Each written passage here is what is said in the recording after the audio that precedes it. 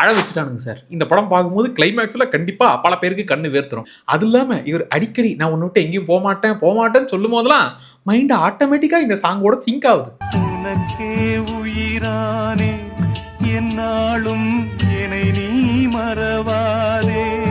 இதோ இந்த பெரியவர் அவர் கொஞ்சம் கொஞ்சமா அவருடைய கதையெல்லாம் சொல்லுவாரா, பவா செல்லதுரை அவர்கள் மாதிரி அப்படியே பொறுமையா அழகெல்லாம் கதை சொல்ல மாட்டாரு. சம்பந்தம் சொல்லுவாரு. அதை அவருடைய பேரன் தான் புரிஞ்சுக்கிட்டு, ஓ இந்த கதையை சொல்றாரா, நடந்த விஷயத்தெல்லாம் இப்படி சொல்றாரான்னு அவரோட சேர்ந்து நம்மளும் இவர் கதையை கேட்டு இந்தியா பாகிஸ்தான் பார்ட்டிஷன் டைம்ல என்ன சம்பவங்கள்லாம் நடந்துச்சு, அதுல இவருடைய காதல் கதை என்னெல்லாம் ஆச்சுங்கிறத நம்மளும் தெரிஞ்சுப்போம். அதுதான் இந்த படம். படம் 2.25 மணி நேரம். அதில் வரக்கூடிய அந்த லவ் சீன்ஸ்லாம் கொஞ்சம் தான்.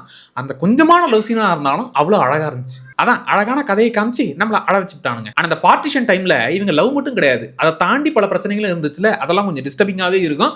அந்த விஷயங்களுமே காமிச்சிருப்பாங்க. எனக்கு அந்த கிளைமேக்ஸ் போர்ஷன் தான் லைட்டாக கண்ணு வேர்த்துருச்சு. இந்த படத்தோட பேர் மெயின் வாபஸ் ஆவுங்கா. இது நெட்ஃப்ளிக்ஸில் இருக்குது. தமிழ் டப்பிங்கில் கிடையாது.